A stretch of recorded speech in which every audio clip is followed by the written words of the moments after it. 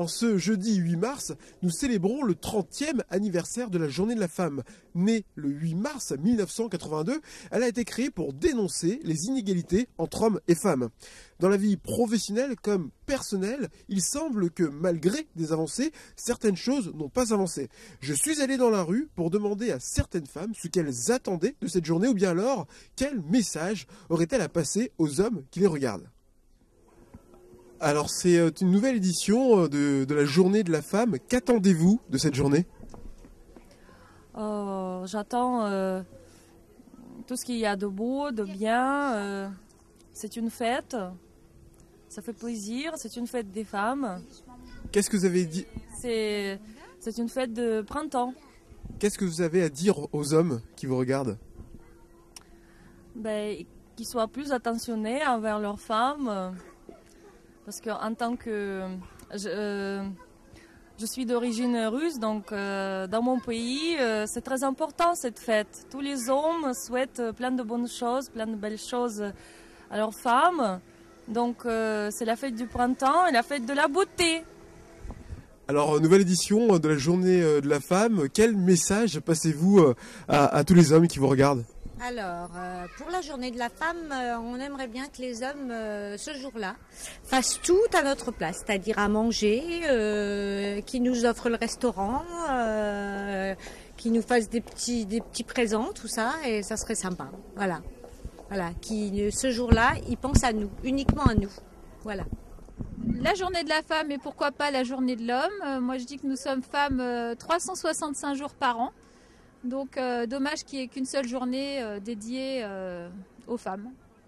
En cette journée internationale de Journée de la femme, le préfet d'Eure-et-Loir, lui aussi, a tenu à leur dédier cette journée en allant à la rencontre d'associations leur étant dédiées. Le 28 TV était présent.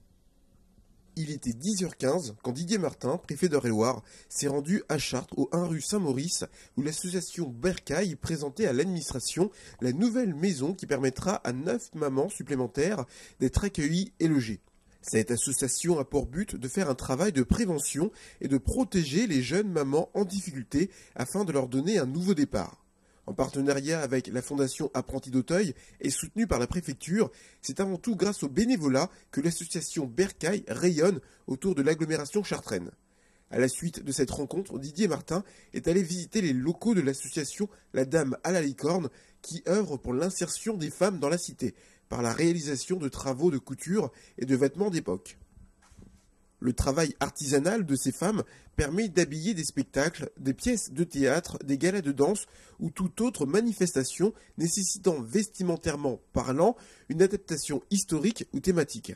Et enfin, c'est à l'hôtel Lignerie que le préfet a terminé sa matinée où il a reçu de nombreuses femmes se distinguant par leur créativité, leur action ou leur engagement au service des autres dans notre département. Alors que représente pour vous encore aujourd'hui cette journée de la femme ? Écoutez, ça permet une fois par an de faire un peu un arrêt sur image sur la problématique de l'égalité homme-femme. C'est une journée qui permet de faire le point, qui permet d'aller à la rencontre de la structure associative, de projets, de rappeler un petit peu ce qui se fait. Donc c'est quand même un moment intéressant pour faire le point.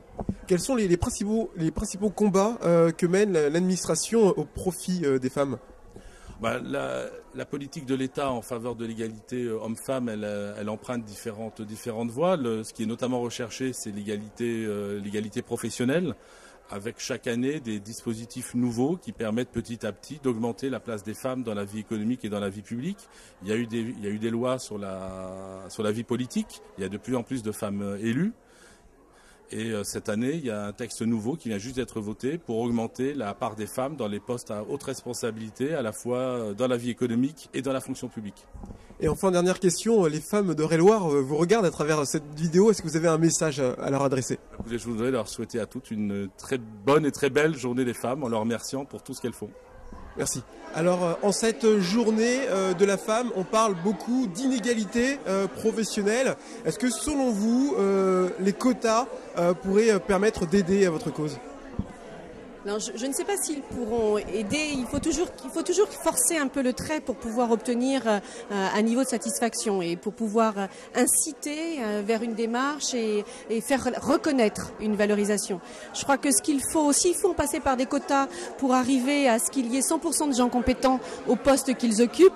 Effectivement, passons-en par des quotas, mais c'est pas une finalité en soi. Ça ne peut être qu'un outil pour faire passer le message dans le collectif et dans l'esprit de chacun que un sexe, ça n'est pas ni un gage de compétence, ni un gage de qualité, ni une fin en soi, mais que c'est la mixité et le mélange qui permet d'obtenir un équilibre et une solution satisfaisante.